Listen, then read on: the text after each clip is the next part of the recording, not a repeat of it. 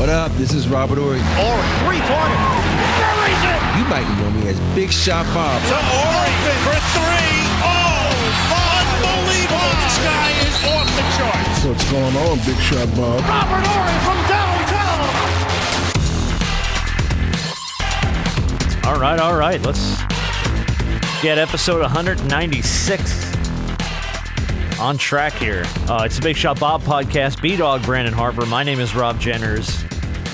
That is 7-time NBA champion, Dubai bound, Robert Ory, who dropped on us like as we started to hit record on this week's show. Oh, I forgot to tell you guys I'm going to Dubai tomorrow. I just happened to slip through the cracks. What the hell are you doing in Dubai? Is this an NBA thing again? No, it's a Laker thing. It's a Laker thing. Okay. Yeah, me and Michael Cooper, the Hall of Famer. A legend. So, yeah. What are you guys doing? To be honest, I have no clue. Okay. The Katie Lakers says you want to go to Saudi Arabia, and you're like, I guess. Yeah, yeah, I go. I'm like, so it's so weird, man, when like the NBA or the Lakers or the Rockets ask me to go any place, and I'd be like, am I free? Are you paying me? I'm going. They could be taking me to auction me off. I don't know. Oh man, you went old school with that one. Like really old school. Man, I don't think that's happening, but yeah. They're gonna sell you like a Saudi prince. Exactly. Hopefully a princess. Okay. You never know. You never know. That's how it goes. Yeah, but most of the time I just enjoy taking these trips, man, because you can make the best out of wherever you go. I've been to so many different places because of the NBA, and it's just been eye-opening and fun, man. Think about it. You get to travel across the country, go to a place you've never been. I've never been to Dubai. I've been to Abu Dhabi, but never Dubai. Okay. So you get a chance to experience something different on someone else's dime. What's better than that? No, sign me up. I'm with you, though. Like, Dubai looks cool, man. Like, It looks like there's a lot of stuff to do in Dubai. Yeah. I'll tell you one thing that I am not doing. What's that? That big that tower, Burj Khalifa, whatever it's called, the humongous. Where everybody goes want to hit the golf balls off or whatever. Hell no, I'm not going up there. You couldn't pay me to do that. You couldn't pay me to do that. I'm a chicken when it comes to stuff like that. Harper, are you afraid of heights? Okay, so it's interesting when it comes to me with heights. I know you've been thrown out of a plane. I get that. Yeah. Yeah. But like standing thrown out of. You didn't want to jump. They were like, dude. But like on that build, could you stand on that tower, that building, and hit golf balls off that thing? I don't know about that, because then I'm put at the mercy of the elements and the wind. If you everything else that could be going on. Now, obviously, if it's crazy, I wouldn't be up there in the first place. But it's just that type of stuff like that where I'm like, I'm at somewhere that high and I know I'm that high and I got to look down. Nah, I ain't doing that. But at the same time, I've been zip lining at crazy heights before and it was fun. So it's weird when it comes to, there's certain things when it comes to heights I will absolutely not do. And then other things, no offense, Rob, but I call it my white list. No, you're right. You're right. No, you're totally right. It's the white people shit list. I get it. Yeah, you gotta check some stuff off every now. And I've checked some things off of it too, and I plan on checking some more stuff. Like what's another one you're gonna check out? We know about the skydiving. Okay, so we all know like the Victoria Falls, one of the 7 wonders of the world in Africa. I think it's at the line of Zimbabwe and Zambia. So at the top of the falls, it's during a certain type of year when it's low tide season, there is this pool. Now, outside of the name of this pool, I think it's pretty cool. It's called the Devil's Pool, where, I get it. Look, I'm not too thrilled about the name either. Where you do a very shallow swim there's a tour guide there and everything. Shallow swim over to it. And it is a pool that has surrounded around rocks. And what you're able to do in this pool, it's right at the ledge at the top of the Victoria Falls. And you're able to swim around. And what you're able to do is, because it's low tide season and that rock ledge is there, you're able to hang over a little bit and see the edge of the Victoria Falls. And somebody's either holding you, or they have a rope there. And I'm gonna put it in a group chat and I'm gonna show y'all exactly what I mean. And you're gonna see exactly what I mean. And I looked at it like, I might want to try something like that. Experience something like that. Yeah, I'm good. Yeah.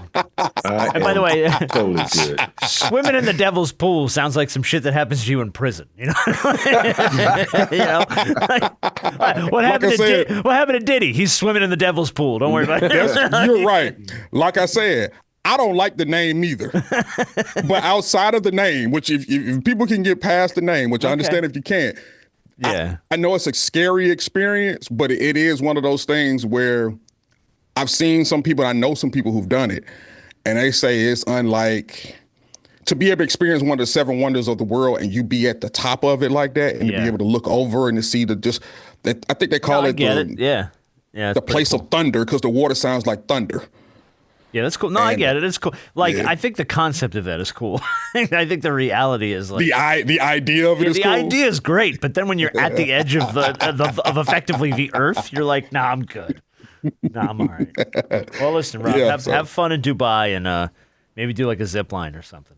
No, I'm good. No. That man, all of 6'9", 6'10", he ain't going on no zip line. Ain't putting him on a zip line? No. No, Sorry, not man. at all. Not at all. It's too. No. They already said you had to be a certain weight, and I'm like, I'm good. Yeah, it's the minute there's a restriction, Rob's like, I'm fine. Are you past the weight limit? Yeah. Oh man. In my mind, if I could have been, 200, I'm past the weight limit because I ain't doing that shit. I thought you were starting your new Ozempic ads. I'm Robert Ory for Ozempic. No. I got to lose some weight so I can ride on a zip line. That's what they do in those commercials, by the way, too. Every time they have a commercial for some medication, it's always some guy like on a zip line or playing tennis or some shit like it has anything to do with the actual medication. All right, well, where do you want to start this week, dude? We got a bunch of stuff. Trade deadline's coming up. The Jayson Tatum is soft story, I think, is hysterical because it's so stupid. We got more Jimmy drama. I mean, what interests you? What piques your interest this week?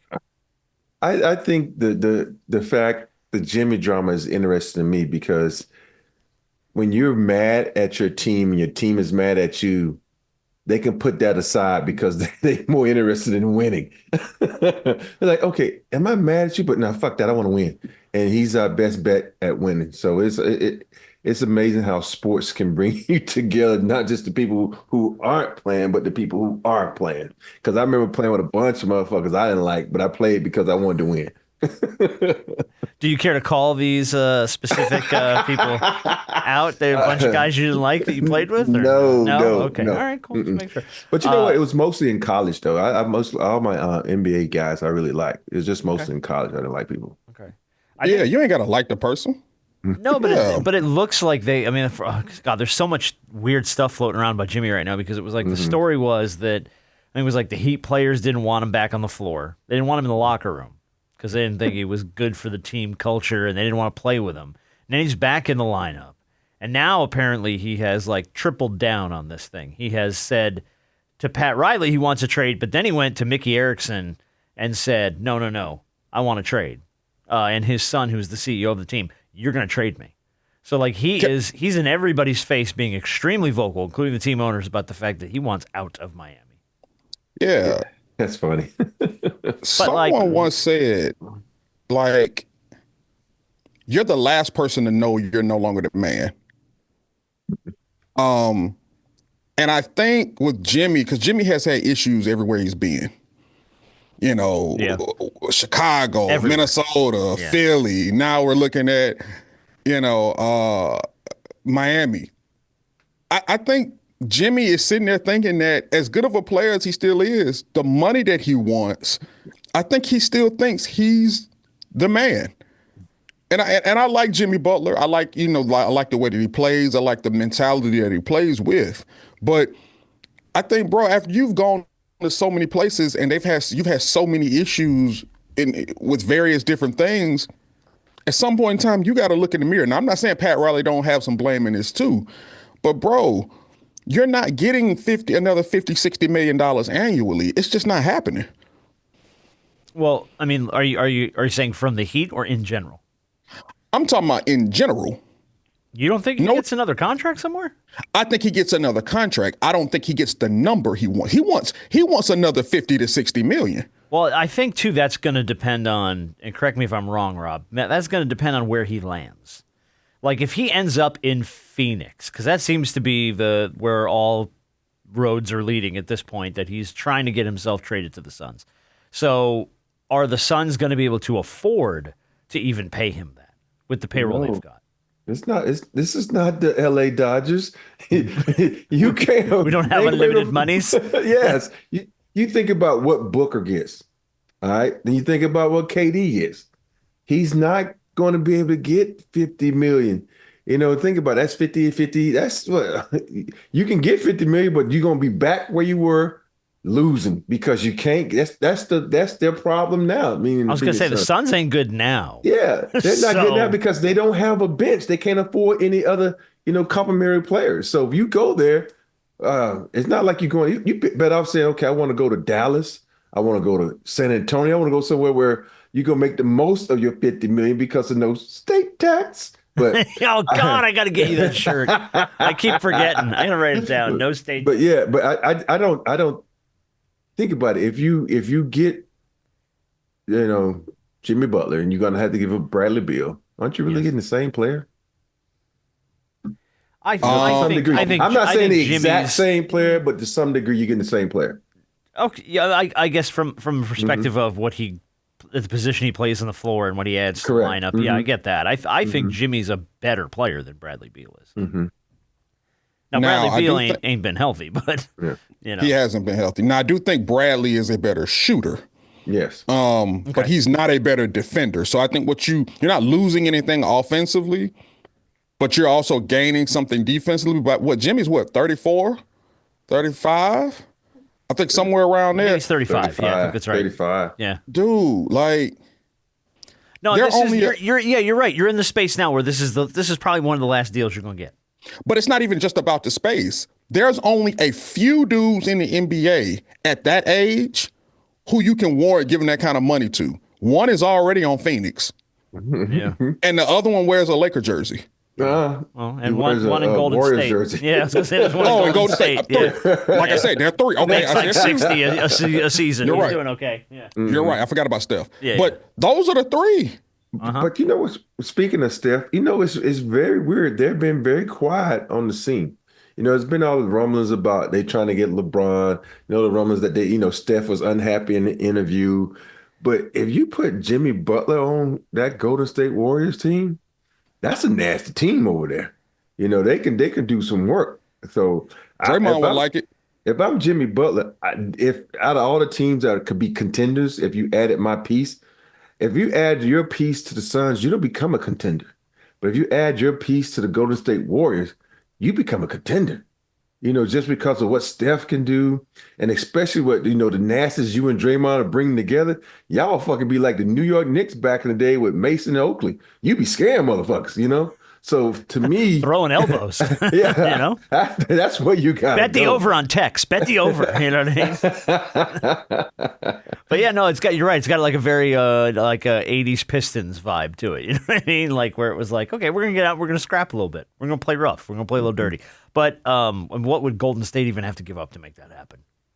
I think the only asset they have over there is I think they need Hill. But that's not enough. I don't, in that. Yeah, this is going to be a situation, I think, wherever he ends up going, where there's going to be like 4 teams involved, where pieces are moving around. Because I've seen the Bucks and Chris Middleton involved in this somewhere, where he goes to somewhere to kind of make the money work and make the pieces work, and it's going to be a one of those weirdo NBA deals with like 4 teams involved. Yeah, you know where I think he ends up? Well, I think he best fits. Where?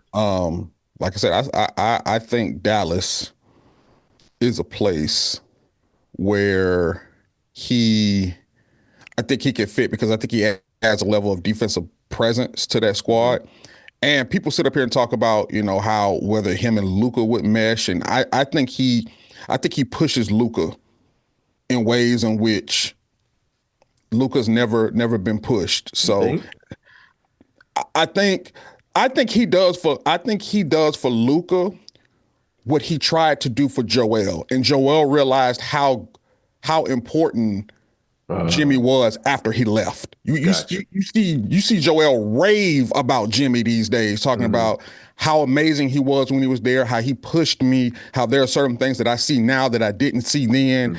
And if I had a chance to have him back, like, I think he does that for Luka. Now, whether Luka appreciates it while he's there or not, I don't know. But I think his toughness pushes Luka to be able to be better defensively, get better in shape. Because Luka needs to be in shape. He's not in shape. And I think he needs that backing. And we've talked about this 100 times before. The Mavericks need defense. Yeah. And Jimmy at least brings you defense. And if he's going to push you to play better defensively, then that's an acquisition that may be worthwhile. I guess my uncomfortableness, discomfort, if you will, with this Mavericks thing would be you've already asked Luka to bend to Kyrie. And it's worked for the most part, it really has. But now you're asking him to bend again. And it's like, how much longer does that happen before he just goes, look, either we're gonna play with me in this role, or we're gonna do something different, but pick a damn lane. Yeah, I don't think Jimmy would fit there, because if you think about Kyrie has kind of changed his whole image. I'm gonna be more laid back. I'm gonna be a corporate guy, and we know Jimmy. That's not Jimmy, and so Luka could put up with Kyrie. And I don't think Luka is going to get to a point where he says, you know what, Jimmy, I ain't putting up with this. You know, you can bring that attitude here, but hey, look around. I run this shit, and it's going to continue to run this shit because I'm the high dollar man, not you. You know, and Jimmy making his, 49 million, let's say 50 million, whatever it is. So yeah, I think he's got a 50 million option coming up. Yeah, it's gonna be hard for, you basically putting him in, because you're going to give up something. And what they're going to have to give up to get Jimmy is probably the pieces that they need, and I think the best bet for me still is to go to Golden State, because if you go to Golden State, you're going to have to give up Wiggins, which is Wiggins, we never know what you can get out of him. Love him, but he's up and down. And then you're probably going to have to give up someone like a Looney, who they're not playing that much. Yeah. But if you look at the Golden State's roster, they really don't have but 3 guys that are making money: Steph, Draymond, and Wiggins. So you're going to have to give up, Wiggins. And that's everybody else is making under 10 million, so they're not paying Buddy that much, I guess, huh? No, Buddy Hield is getting like 8 million, 9 million. Wow. So, actually, they rostered Buddy, and that's what I'm saying. If you put Jimmy in that, Golden State forever was the highest paid team in the NBA. Well, mainly because of the main 3. Because of the Steph, Clay, Draymond. Yeah. And they don't mind spending the money. That's why I'm saying when you talk about money, they can figure out, like I do totally agree. It's got to be more than just 2 teams. Yeah. It's going to have to be 3 or 4 teams. I saw an interesting one where it had the Lakers involved, it had the Bulls involved, it had Brooklyn, it had 4 teams. And I was like, and at the end of the day, the Lakers got Valanciunas and 2 picks. And I'm like, now see, that's what the Lakers need to do, because all the Lakers gave up was they gave up Rui, Jackson Hayes, and what's the guy who used to play in Miami that's with the Lakers now? You're talking about who ain't played much? Yeah, Gabe. Gabe Vincent. Yeah, Vincent. Yeah. Oh, and the guy who used to play in Houston, the 3-point shooter. But they gave up they gave up 4 people. Pieces that they're not really utilizing. Yeah, that they're not using, because now you got the Dodo and all that. Now, if that trade could go through, because it got Zach LaVine out of Chicago, it put people in places that everybody needed someone what they want. And that then that's definitely not going to happen. If it makes too much sense, it's not going to be the thing that's on the table. But we will. Listen, I do want to talk about the Lakers a little bit here in a minute. We are going to get to that. And we brought up the Suns. We're going to talk about the Suns a little bit more, because I have got some stuff from Lou Will that I want to play for you guys, which I thought was pretty interesting. And I like Lou Will a lot. One more thing about the Suns, though, that did actually happen that makes us believe that something could go down. They traded their first round 2031 pick for 3 more first round picks. So that leads us to believe that they're trying to put themselves obviously in position to possibly acquire Jimmy Butler. Load some picks. So, yeah. Right. Somebody, and we'll talk about it when we get to Lou Will, but I saw on Twitter somebody put once the Suns get Jimmy, and it was the Brooklyn Nets lineup from a couple years ago. I was like, that's what's going to be. Wow. Like. I'm like, oh boy. All right, listen, Rob. We're still talking about the playoffs. We're still talking playoffs. Our friends DraftKings are back. We do love DraftKings. They're a great sponsor. They've been with us for a long time. And look, man, if you want to get in on the playoffs action, it's conference championship weekend. You got to do it at DraftKings Sportsbook, an official sports betting partner of the NFL. Scoring touchdowns is key to winning in the playoffs. And you can score big by betting on them at DraftKings, the number one place to bet touchdowns. Ready to place your first bet? Yeah. Place that first bet. Try betting on something simple like a player to go score 6, or go to DraftKings Sportsbook app and make your own pick. All right. It is conference championship week. Here we go. I don't know how we did last week, but I was big on the Lions. That did not work out for me. That a few things kind of blew up in my face. But here we are. The NFC Championship game. Commanders at the Eagles. Phillies at home. Laying 6. What do you think, guys? I think, the Commanders are looking pretty good. When you have nothing to lose, like Jay I always Daniels, say, when you playing with house money, sometimes it just works. And with I don't know the status of Hurt, but I think I'm going with the Commanders in this game. So I take this. I'm going Commanders. I know my boy Roosevelt will be upset because he's a big Philly fan, but I'm sorry, Ro. All right. Nah, Philly ain't sitting well with me to what my Rams were this close. Last drive. Dude, they were knocking on the door, man. Yeah. And so, because we were that close and we weren't able to finish the deal, I'm hoping the Rook and Jayden Daniels can go in there and get the job done, because they rolling right now. What they did to Detroit, man. Let me tell you, I'm with you both. I'm leaning Commanders for the reason of, if Washington can do to Saquon Barkley what they did to Jahmyr Gibbs, and they made it very hard for him to get any footing in that game. He was not. I mean, they didn't let him get off the ball. And if they can do that to Philly, and Hurts is not 100%, then I don't know, man. I think Washington's might be a little upset pick here. So yep. I'm kind of leaning with you guys. All right, AFC Championship game. This is, I think, the best game on the docket by a mile. Bills at the Chiefs. Kansas City's at home laying 1.5. So this is pretty much a pick 'em. What do you think? Yeah, after watching the way they screwed over my Texans, I'm going with Kansas City. The refs are on all the memes of the refs in the Kansas City Red have been just brilliant. You got to roll with the Chiefs, man. I'm just not going against 15 against 11. Okay. Harp. Oh, look, it's gonna be a good game, but it's gonna be my homeboy. I'm rolling who I believe is the best quarterback of all time, and that's Pat Mahomes. So I find it impossible to bet against him now.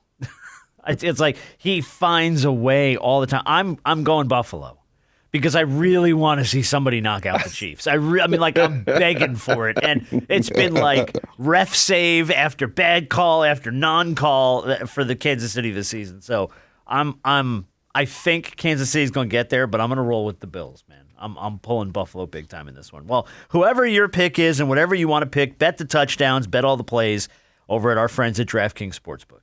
Yeah, new DraftKings customers can bet $5 to get $200 in bonus bets instantly. Download the DraftKings Sportsbook app and use code BIGSHOTBOB. That's code BIGSHOTBOB. You got to say it that way. Yes, you got to say it that way. Yeah. And for new customers to get $200 in bonus bets instantly, that's new customers to get $200. That's a lot of money when you just bet $5. Only on DraftKings Sportsbook. The crown is yours. All right, here we go. Gambling problem? Call 1-800-GAMBLER. In New York, call 877-8-HOPE-NY or text HOPE-NY. In Connecticut, help is available for problem gambling. Call 888-789-7777 or visit ccpg.org. Please play responsibly on behalf of Boot Hill Casino and Resort in Kansas. 21 plus. Age and eligibility varies by jurisdiction. Void in Ontario. Bonus bets expire 168 hours after issuance. For additional terms and responsible gaming resources, see dkng.co/audio. Thank you very much to our friends at DraftKings. We very much appreciate their support, and all our great partners too. We appreciate everybody who helps keep the show rolling. We love you because we do it for fun. All right, listen. We brought up. You want to do Lou Will first, or you want to do Lakers? Because you brought the Lakers up. Man, let's go lemon pepper Lou. Lemon pepper Lou. All right, we were talking about the Suns. Lemon Pepper Lou does not think the Suns are a very good team right now. Just not a very good basketball team. You know, I've been holding out hope for the Phoenix Suns for a season and a half now, thinking that they're going to turn it on and they're going to turn into this team that we always thought. But you know, they're showing it. They're a 500 basketball team. They don't play defense well. They got all the scoring in the world, but they haven't been able to figure it out and put it all on the same page where you can see how special this group can be with KD, Booker, and Bradley Beal and all of the other guys. It's just a bad mix of guys. I expect them to be active come the end of this month in February to see if they can right this ship. But, you know, like I said, they're a 500 group, and in that Western Conference, being a 500 team is just not going to get it done with how some of these teams are built. You know, this team was one of those that we had high hopes for, and they're just falling short. So Lemon Pepper Lou is not buying the Suns. I think he's right. They're a 500 team, and they're not playing great ball right now. What happened to them? Because it seems like it was 5 minutes ago that they were like a title contender, a top team in the West, and now it's like they're just scraping by. Man, this is the thing. As much as we don't like him at times, Chris Paul can make your team better. You think about when they had Chris Paul, he was able to get Booker off the ball and let Booker use that energy for something else, coming off picks, you know, playing a little defense and whatnot. But now you look at this team, and it goes to show all these GMs, owners, it ain't always about the three big dogs.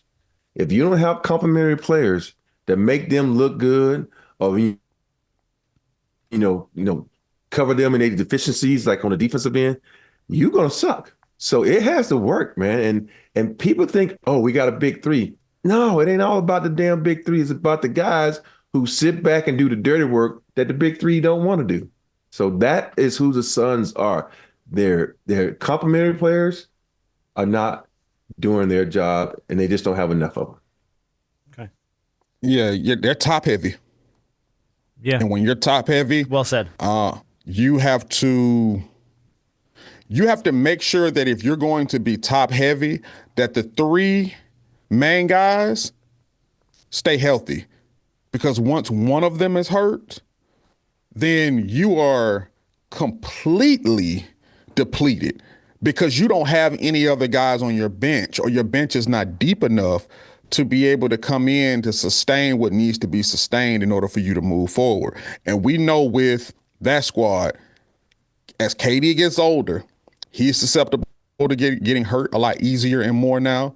Bradley Beal, I remember when they came and played here in Atlanta, Bradley Beal twisted his ankle, looked frustrated, had to leave out. Now, he eventually came back, but these are the things that you got to worry about guys. Devin, at times is out too.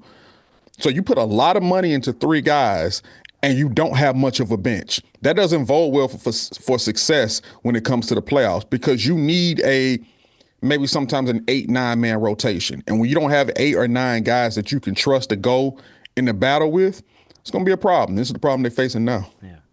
Why? What, aside from health issues, what's the difference with Bradley Beal in Phoenix? Because he just has not looked like the player he's been. Is it all just on his health? No, I don't think so. I think here's the thing. When you come out into a game and you're the man, that means you can take whatever shot you want, when you want, do what you want.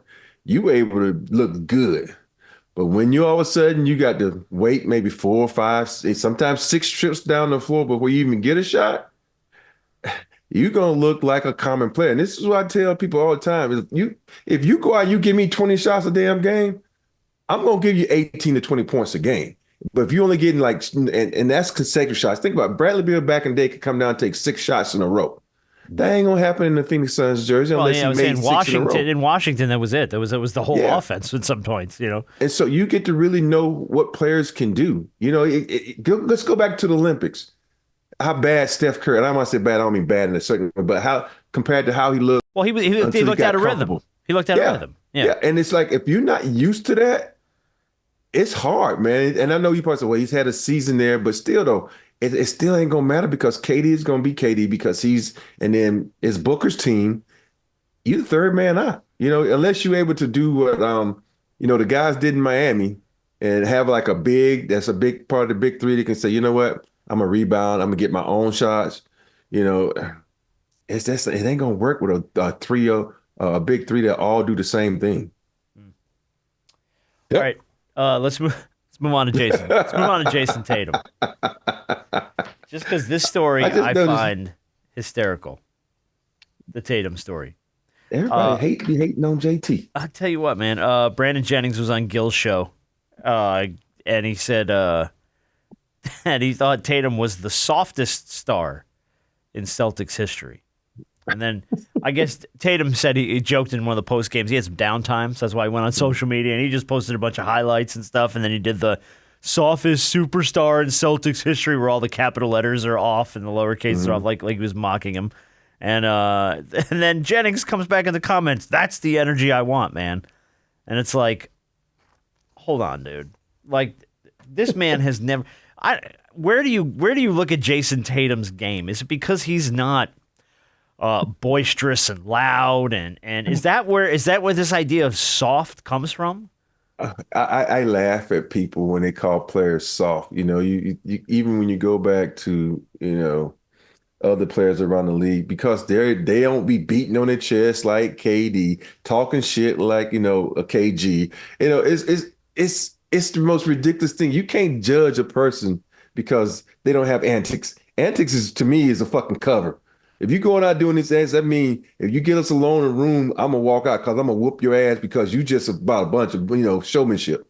And I think with Jayson Tatum, what part of his game is soft? Because he shoots a bunch of threes, he doesn't talk, he just does his game, he doesn't really get upset. If you really look at it, it's like there's a lot of guys around the league that are that way. And there's not that many Draymonds and Jimmy Butlers out there. It's just the most ridiculous thing ever, because people have this image of, if you're a superstar, you got to be demonstrative in your acts. I'm like, no, that's not it. Just because I'm smooth with my shit and the shit looks so good, it looks easy, doesn't make me soft. Yeah, when they started looking for faces of the league, when you start looking at, obviously, guys that are after LeBron. Once LeBron calls it quits and rides off into the sunset, everybody always asks, well, who's the next face of the league? Tatum's name quickly comes up, and then they quickly throw it away. And one of the reasons they do that is because of the fact that he don't say much. Like, Ant-Man is the exact opposite of Tatum.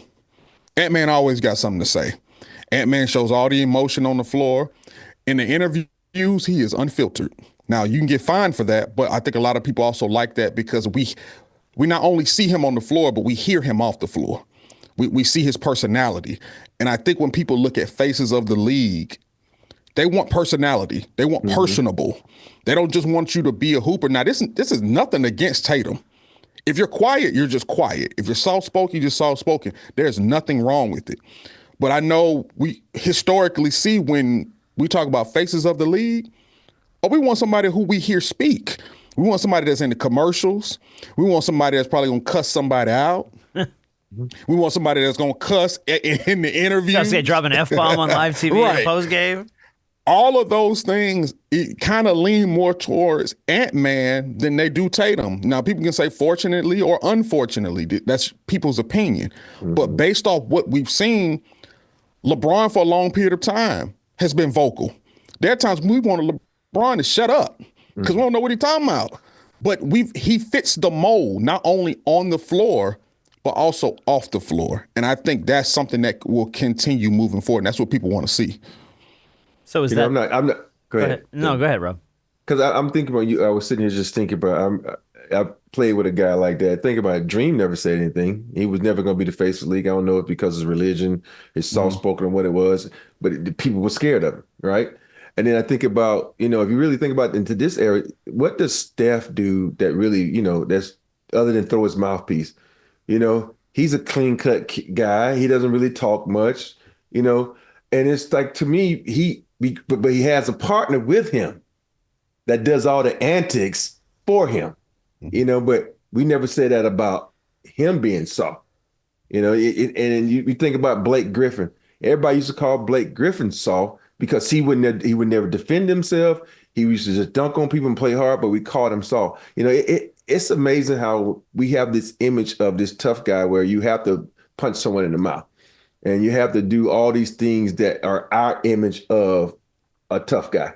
And to me, I think the toughest guy is those guys that don't retaliate, who sit back and take all this punishment and say, you know what, do what you do because I'm more mentally strong than all you motherfuckers, because I have to go through all this bullshit on the floor, and then I got to do even more bullshit off the floor because you think my image is not the image you want me to portray as being tough. So I'm a big Jayson Tatum fan. Even though he plays in that damn Celtic green. That's the only problem. I just think, people need to, get off this image of because I don't talk, I don't smack a motherfucker beside the head, that I'm soft. I agree. Yeah. I think it's just people are used to, And for me, soft is, and I'm not trying to take a shot at him right now because he's a great player, Joel Embiid. Like, he is on the bench all the time. All this load management crap and the injury and the preventive injury, and that, to me, that's soft. Like, get out and play through it. And I'm not saying hurt yourself, but get on the floor, help your team. And if you're not, be vocal, be in the huddle, be up on the sideline, get active. That's soft to me. Guys who, Ben Simmons not wanting to shoot the basketball, soft. That's what screams out. Jayson Tatum, nothing about his game to me says soft. Dude just puts his head down and gets it done. He knows how to score. He's a good teammate. He's a hell of a player. Yeah. I mean, and you don't have to be the face of the league. Not every player's gonna be. I think it's frustrating, Harp, to your point, that people look at him like he could be the face of the league, but he's not out there doing all the commercials and he's not out doing the post-game antics and all that stuff. And it's like they immediately go, wow, he's quiet, therefore he's soft. And it's like, I don't like that correlation doesn't make sense to me because, man, the quiet killers are the ones you got to look out for. The guys that don't say nothing, and then they're going to stick it to you when you least need them to. You know what I'm thinking about this? If you just went over there and just threw a towel in the face. Oh, just in the Olympics. And hit Steve Kerr in the face with the towel a la Danny Ainge? No, we're not going to do that. No, thanks. He wouldn't be considered soft anymore. No, he should have.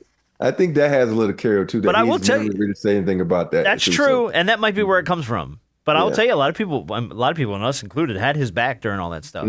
Why aren't you giving him it? But you're right. In the midst of all of that, he never really said a damn word about it.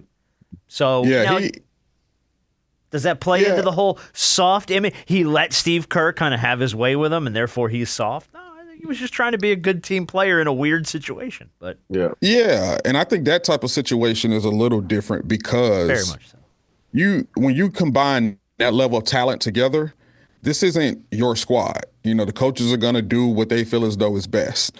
And obviously with Kerr being on the floor, you knew he was going to roll with his guy Steph. You knew he was going to roll with LeBron. And when KD got back, you knew KD was going to be in there. Now, he switched up the lineup plenty of times. But sometimes you're going to have the odd man out and guys aren't going to get as much playing time as they want. But we live in a time where culturally so many different things, culture defines so many different things.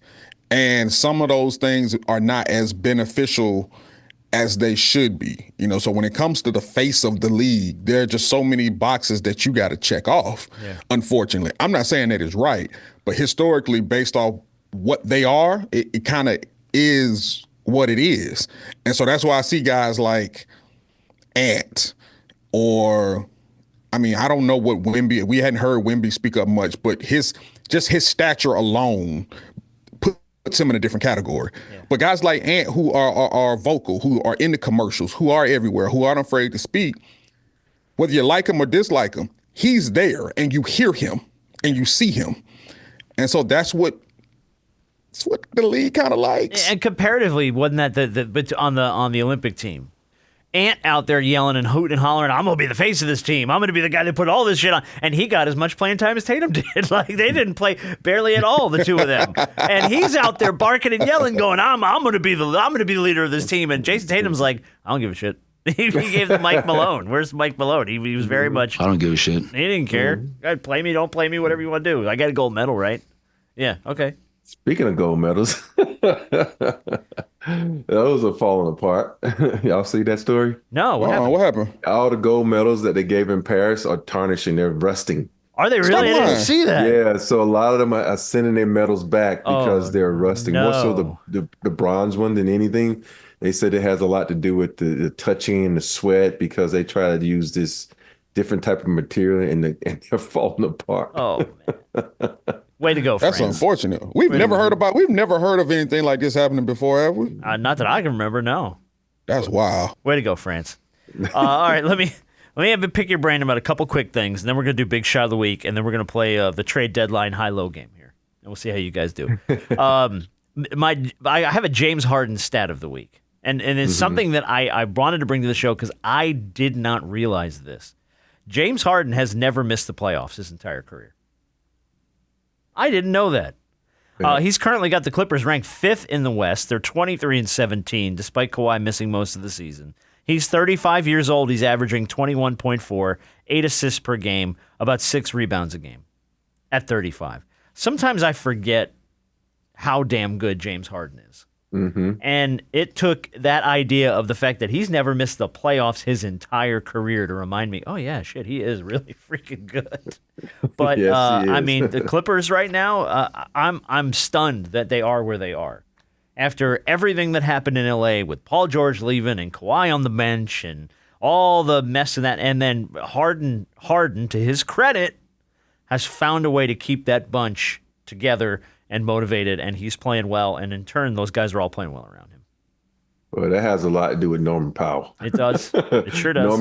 Norman Powell is freaking killing it, and I've been a Norman Powell fan forever. I just think he's always played behind, two people that that have been like ball hawks. You think about when he was in Portland, he was behind Dame and McCullough. Yeah. Now Paul George and Kawhi, but the guy he's a capable scorer. He's a good defender. And he just goes about his business and handles the game like he's supposed to. So they better think that he's having one of his best seasons. They talk about him being an all-star this year, but I don't know. But it's going to be difficult because it becomes a popularity contest when it gets in that 6, 7, 8 on down spots. But Norman Powell's been killing it. Yeah, I agree with that. You're right. I agree with everything you just said. All right. Did you see the story about from Bloomberg about LeBron James and Mav Carter reportedly leading a group of investors to raise $5 billion to establish an international basketball league to rival the NBA? Yeah, I saw that. I don't know how I feel about this because for me, it's like rival leagues never work. They never work. Especially when all the guys overseas dream is to get in the NBA. They want to play in the NBA. They don't want to play in the B League. So, yeah. They don't want to play in the XFL. They don't give a shit. You know what I mean? Like the rival league thing never goes anywhere. And you can't convince me. You cannot convince me that LeBron didn't have a hand in this because the report was that it was Maverick Carter, and I'm like, which is you're not gonna LeBron. convince me, LeBron. They are Right. they are effectively, and I'm not saying this to insult. They're effectively the same person. They work hand in hand on everything they do. Right. Hey, So, yeah. This is the power play. So when the NBA expands, you're like, look, I did this, that. This is kind of, I think this is like frosting on the cake for LeBron to get a team when he retires, because I think the league is going to expand, maybe. Well, we had a little bit of Adam Silver talking about that on Shaq's thing this week, on Shaq's podcast. He was talking about them expanding possibly into Europe and possibly into further reaches. They talked about Mexico City. Because they play there a bunch. So I don't know if that's Mexico part City's of the too crowded. Right, but you say that, but Adam Silver's over here going, no, we love it. Adam Silver's over here like, yeah, we play regular season games in Mexico City. Let's put a team in Mexico City. Hey, good luck getting them across the wall when they have to come back, but Exactly. You're there, you stay there, you deal with it. Yeah. All right, last thing I want to get to, then we'll do Big Shot of the Week, then we'll play our game. Did you watch the national championship game? Yes, I did. Okay. Yep. It was There, right, Hart? It was a better game than I thought. I didn't it go. was gonna be. You didn't go? You didn't go. Okay. I wouldn't. I know you had to work the tailgate downtown, and it was like 12. Certainly It was did. like 12 And it degrees was like here in Atlanta. 15 degrees. I did. It was, yes, sir. It was balls cold here in Atlanta. But a better game than I thought it was. I mean, Notre Dame tried to make a game of it in the end. I did. The defense couldn't stop that. Who's that kid? That freshman man. Holy crap. Oh, Jeremiah Smith. Yes. Holy crap. Like he was all over the place in that last bomb they threw to him and iced it. They didn't have an answer for him. They didn't even use him properly, I didn't think. I'm like, dude, this is one of the best receivers in the country, and you're not even using him to, okay, well, it's like this. It's like, okay, man, what do we do? Oh, I forgot. we got the best fucking receiver in the country over here. Let's throw it to him. And the highest paid NIL quarterback in the country. Let's let him sling it. You know. Now, I think part of that was, even though Notre Dame likes to play man coverage, I think what they did was they probably rolled a safety over the top of him, and it kind of may have taken him away. So then you have your number 2 receiver, Emeka Ibuka, who's also going into the draft this year, is going to be one of the first receivers taken, who's pretty doggone good himself, and he ate, obviously, a lot because of that. So Jeremiah, everybody knew going into these games, because Jeremiah Smith, the game before, I think versus Texas, didn't have a really big game either, because they took him away. So, but when you needed to have an answer for him, you did. Oh, absolutely. Absolutely. You know? Yeah. So, and look, no slouch. And look, I'm the first guy to shit on Notre Dame. No slouch to Notre Dame. They let that game get away from them in the second quarter, early third quarter, but they've scrapped back into it. It was a 1-score game toward the end. It was funny. Like you come out with all that energy, and the quarterback ran every fucking play, which I think killed them. You know, you got what's the running back that Notre Dame got, Love or something? Yeah. You don't use him. I'm like, and they killed him for the rest of it. Think about it, the quarterback was gassed for 2 quarters until the 4th quarter when he finally got his energy back. And it was a little too late then. Yeah. I'm like, yeah, you were down by 21. Yeah. That time. But I gotta give him Notre Dame. Look, shout out to Marcus Freeman. Yes. He did a lot with that team this year. He did a lot with that team. Especially after they lost to Northern Illinois. Everyone was like, that's it. They done. Seemed like so long ago. I know. But shout out to Marcus Freeman for changing the way people look at Notre Dame in a sense. Because for a long time, anytime Notre Dame got into the playoff or got into some form of the postseason, it's like, Lord, how many points are you going to get beat by this time? How badly is this going to go? Exactly. And it almost looked like that. It almost looked like that in the first half. It sure did. It was leading that way. Because I'm sitting up there at we have a bar in the Battery called Sport and Social, big TVs, everything. I'm sitting up there after I get back from the tailgate, and once it became 31-7. Yeah. Mama packed my stuff up and went home. I said, I can watch this in the confinements of my own home where there's heat, there's free food. I've seen this 5-6 times over. I've watched this game already. They could be out here watching no blowout. Yeah. So they scrap back into it. But congrats to Ohio State. But it goes to show you, man, big fat NIL payroll can make it happen. The highest payroll, $20 million. $20 million. And now I'm anxious to see what these NIL payrolls turn into, man, because I think their payroll is going to be even higher next year. Yeah, it could be. And I think you're going to start to see some of these big teams, SEC teams, Big Ten teams, start to roll out $15, $20 million NIL payrolls every year. Can I be honest with y'all, though? Mm-hmm. I don't think the money has as much to do with it as we think. Because when we start talking about Ohio State, they always get the top talent. They're one of 5 schools that always get the top talent, even before they start doing NIL. Hey, we all know why they got the top talent. Come on now, let's be real. And they was giving out NIL before it was time to give out NIL. Man, okay, yes, there was, but all of them wasn't getting it. Well, that was Alabama. That's why. That's why Alabama's falling off because Saban can't give a kid a Tesla under the table anymore. You know. Hey, Alabama infrastructure can't handle Tesla, so no. Oh, right, yeah, that's right. What am I talking about? Yeah, you're right. My bad. It's just weird. You know, think about it. You know, Ohio State took Alabama's receiver. And so now they're going to be even better. And I just want to know who's going to quarterback that team next year because... Well, Howard's going to the draft, right? Well, he's done. He's like, he done played like 8 years in college. I think that was his, 5th or 6th year? I think it was 5th year or 6th. Bro, they got another 4 or 5-star quarterback back there. You know who they're going to probably... do? You know who should go to that team? And they'll be a fucking beast is Manning.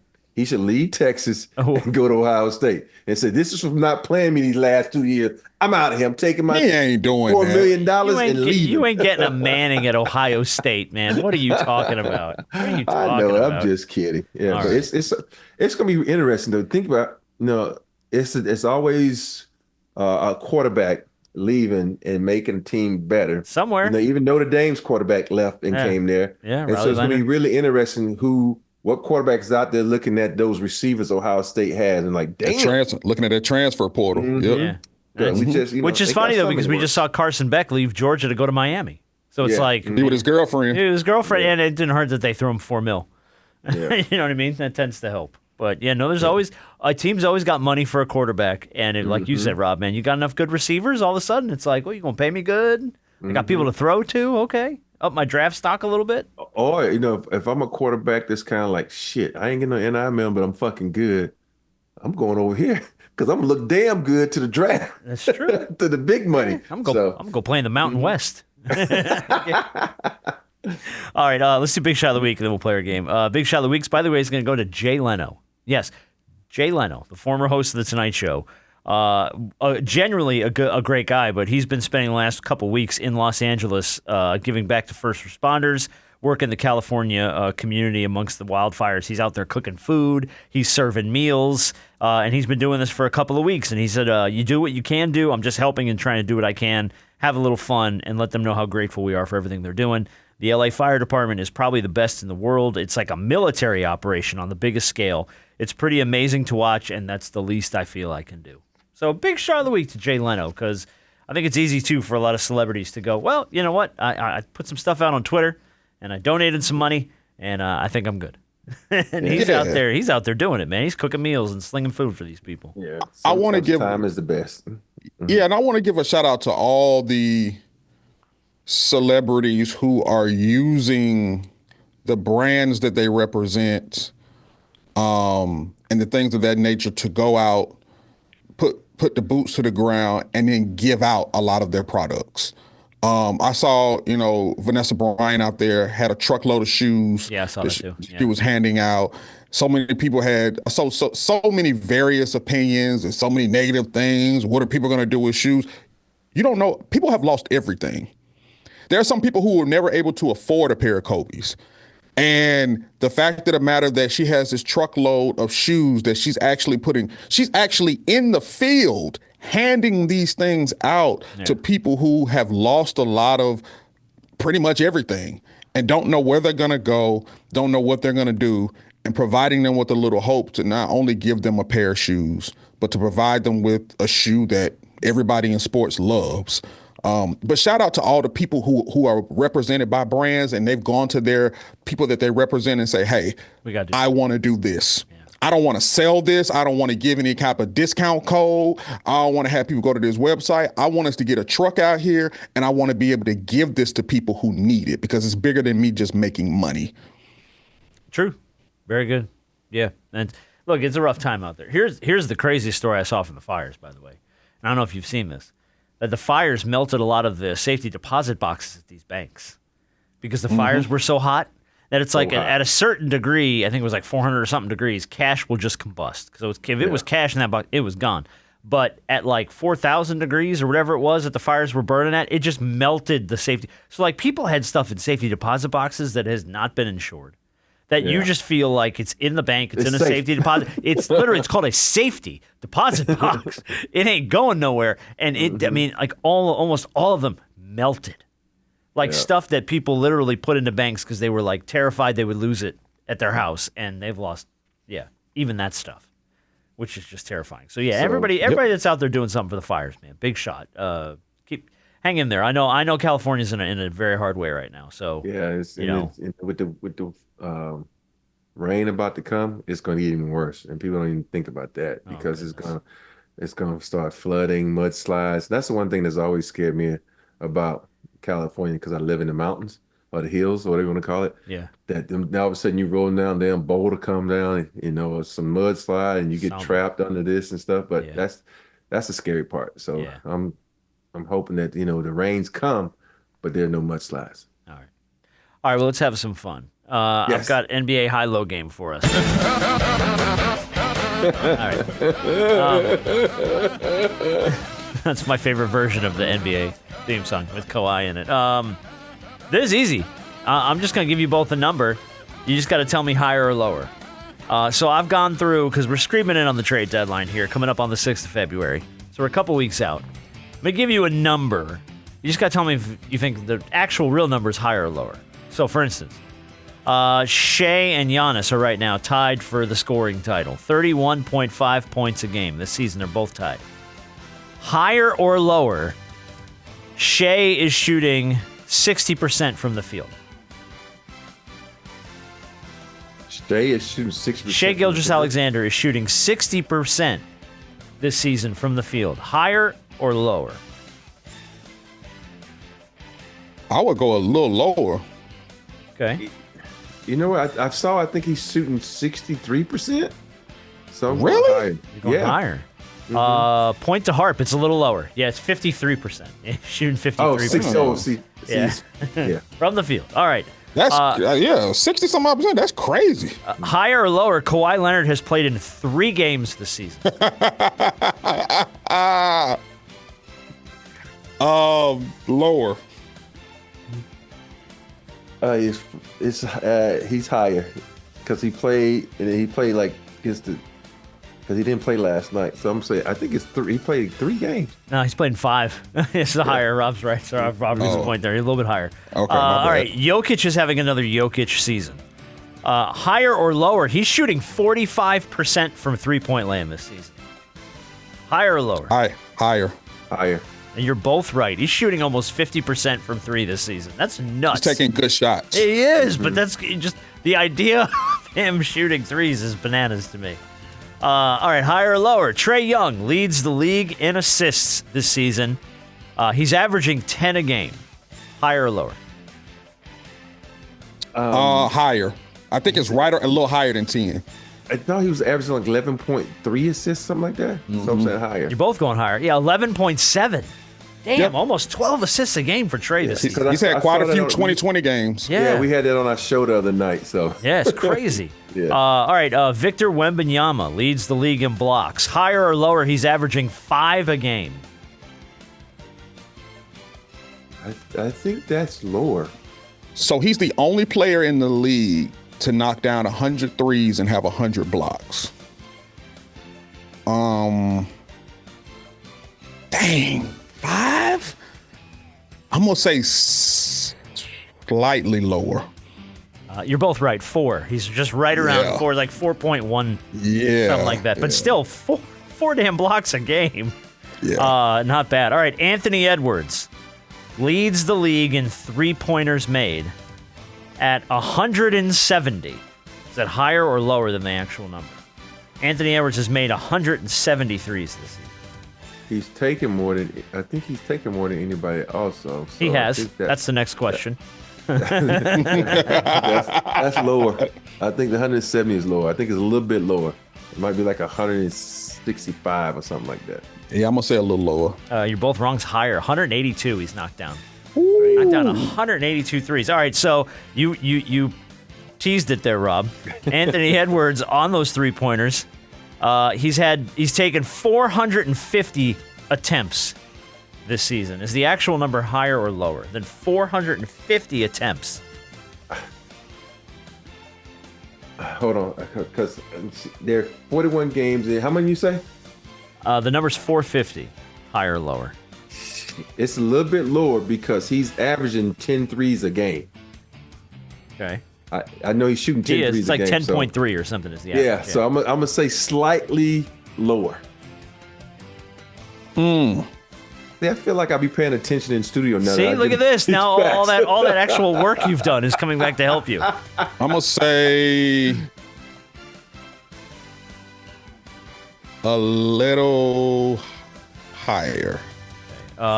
Point for Rob, a little lower, 425. Okay, so his math was right. Yeah, Okay. 4.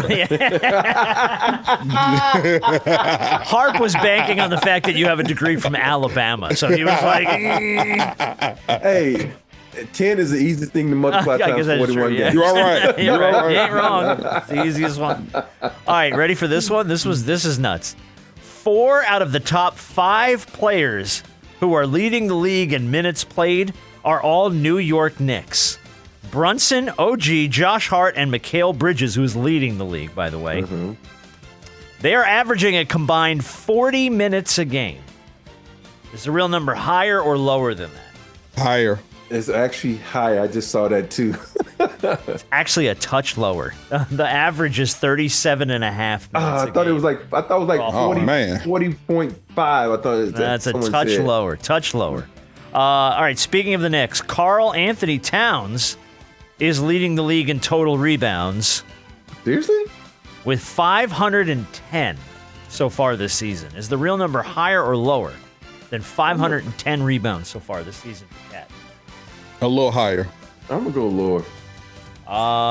Point for Hardbit is higher. He's toned down 555 boards so far this season. Damn. Sabonis is in second with 554. He's got one less Jeez. rebound. Yeah. But Cat, man, tearing him down. All right, last one. Finally, our boy Dyson Daniels here in Atlanta, leading the league in steals with 100 steals so far this season. Higher is the real number higher or lower than 100 steals? I think it's a little higher. I'm gonna follow Harp on this because he should know. You better. Right. And you're both right. Yeah, 116. And the next closest is Shea with 85. So he is defensively, he's throwing it out there, man. He's running away with it. So anyway, that was the NBA high-low game so far this season. But some of those blew me away. I can't believe all those damn Knicks that are leading the league in time played, in minutes played. I'm not. Tibbs like to run his players to the ground, boy. They gonna wear him down to a nub.